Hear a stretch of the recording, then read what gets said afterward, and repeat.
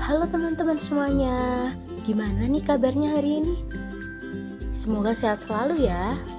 Karena di video kali ini kita bakalan bawa pembahasan yang seru banget loh. Tentang apa sih kira-kira?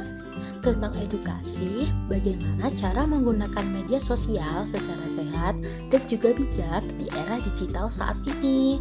Pada penasaran kan? Mari kita bahas. Sebelum masuk video pembahasan, kami dari kelompok 2 ingin memperkenalkan diri. Saya Gerald dengan NPM 140, dan teman saya Cindy dengan NPM 157, dan Eka dengan NPM 168. Selanjutnya, pada video pembahasan kali ini, kami mempunyai 4 topik utama, yaitu yang pertama, media sosial dan jenis media sosial yang saat ini banyak digunakan. Yang kedua, ada tantangan dan kasus dalam penggunaan media sosial saat ini. Yang ketiga, dampak yang ditimbulkan dari penggunaan media sosial. Dan yang terakhir, solusi untuk penggunaan media sosial secara sehat dan secara cermat. Di chapter yang pertama, kita memiliki 2 sub pembahasan, yaitu ada pengertian media sosial dan jenis-jenis dari media sosial. Emang, media sosial itu apa sih? Media sosial merupakan platform digital yang dipergunakan untuk berinteraksi, berbagi konten, dan membangun sebuah komunitas secara online.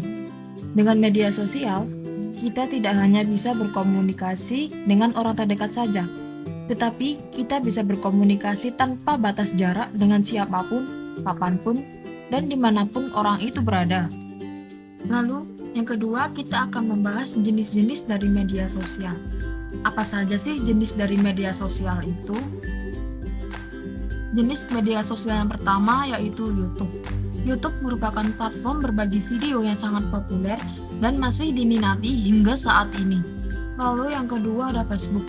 Facebook merupakan media sosial terbesar di dunia. Facebook termasuk jenis media sosial yang fokus pada berbagi foto, video, dan bisa hanya berbagi kata-kata. Facebook juga termasuk jenis media sosial live streaming. Penggunanya bisa melakukan live video dan akan ditonton oleh followers mereka. Jenis media sosial yang ketiga yaitu Twitter. Twitter memiliki fungsi yang sama dengan Facebook, tetapi Twitter memiliki batasan jumlah kata yang ingin penggunanya bagikan. Saat ini, Twitter sudah berganti nama menjadi X, namun fungsinya tetap sama dan tidak berubah. Lalu yang keempat ada TikTok.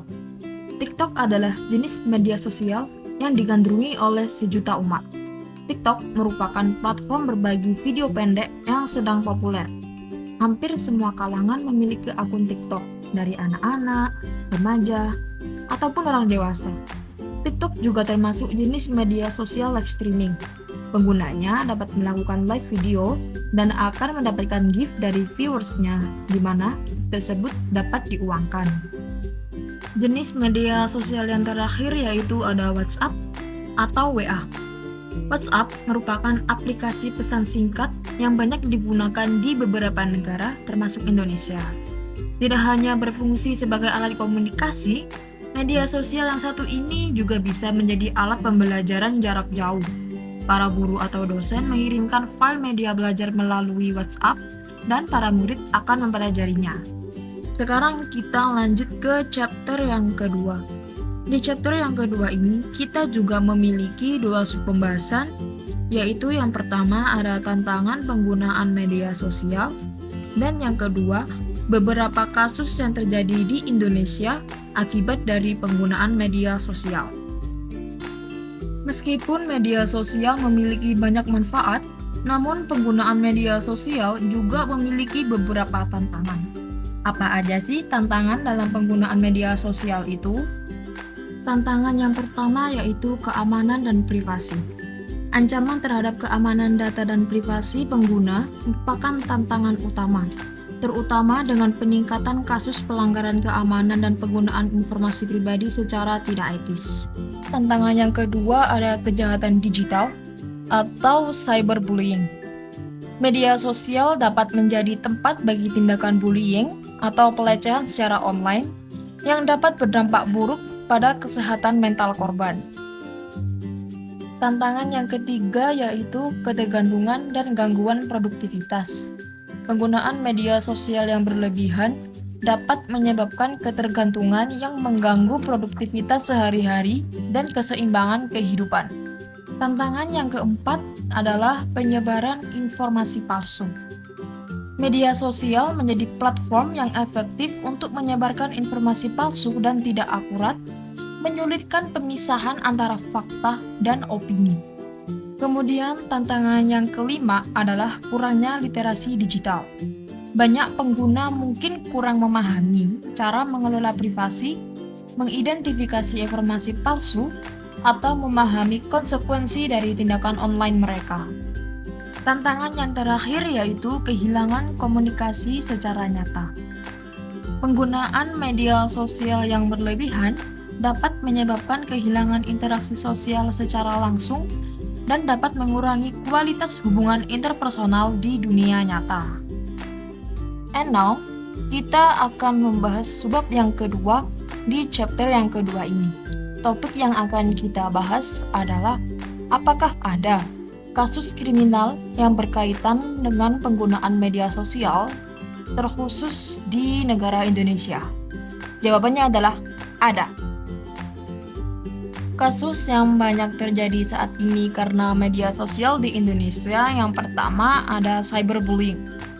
Menurut hasil penelitian Asosiasi Penyelenggara Jasa Internet Indonesia atau APJII, terdapat 49% dari 5.900 responden yang menjadi korban dari cyberbullying. Tingginya angka ini dipicu oleh meningkatnya konsumsi penggunaan internet pada anak, serta kurangnya pengawasan dari orang tua. Salah satu jenis cyberbullying yang marak terjadi di Indonesia adalah jenis flaming. Flaming merupakan tindakan seseorang dengan mengirimkan pesan teks atau komentar di platform media sosial yang berisikan kata-kata frontal untuk menyinggung orang lain. Kasus yang kedua adalah penyebaran berita hoax.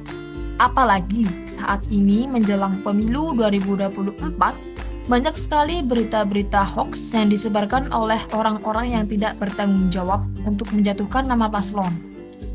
Kementerian Kominfo menemukan 526 konten hoax pemilu di media sosial selama periode 19 Januari 2022 hingga 27 Oktober 2023. Dan jumlah terbanyak ditemukan di Facebook, sebanyak 455 konten. Isu hoax terkait pemilu juga terus mengalami peningkatan hingga 10 kali lipat.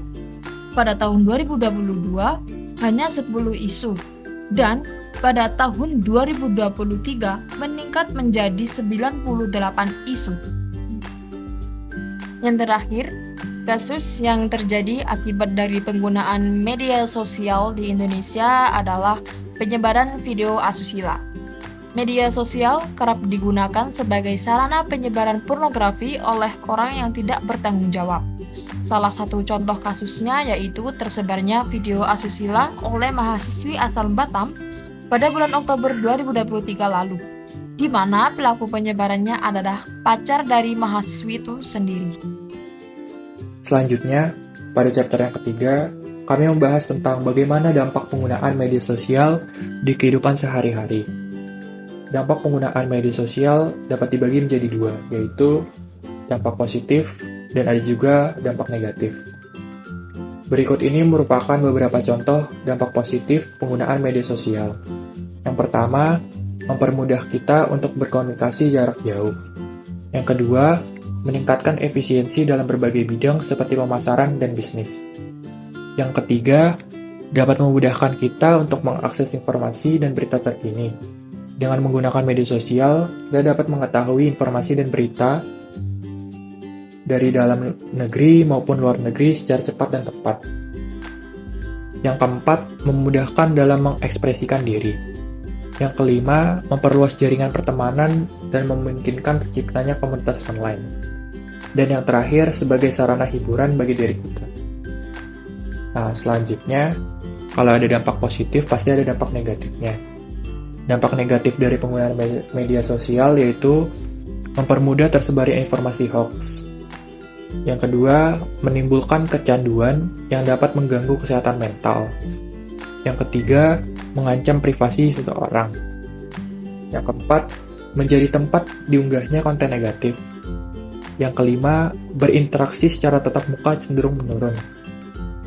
Yang terakhir, rawan terjadinya cybercrime dan cyberbullying. Pembahasan selanjutnya, last but not least, adalah solusi menggunakan media sosial yang sehat dan bijak. Yang pertama, menjaga tutur kata. Dalam berinteraksi, tentunya kita juga harus menjaga etika, terlebih lagi dengan orang yang baru aja kita kenal. Kedua, membatasi waktu bermain. Selain dapat menjaga kesehatan mata, kita juga perlu berinteraksi secara nyata dengan keluarga atau teman di sekitar kita. Ketiga, menjaga privasi. Kita tidak boleh membagikan informasi terkait diri kita sendiri ke orang lain, apalagi dengan orang yang baru kita kenal. Keempat, membagikan konten positif, seperti mengedukasi, membuat vlog, momen kebersamaan keluarga, teman-teman, dan masih banyak lagi. Kelima, melaporkan kejahatan digital. Bentuk kejahatan ini bermacam-macam loh. Jika teman-teman sekalian pernah mengalaminya, harus selalu waspada dan melaporkan kepada pihak yang berwajib. Keenam, mencari teman yang baik untuk membangun relasi yang positif. Dan yang terakhir, menyaring informasi agar tidak mudah termakan oleh hoax. Gimana nih, seru nggak pembahasan dari kita kali ini? Semoga dapat memberikan manfaat, and see you on the next video. Bye-bye!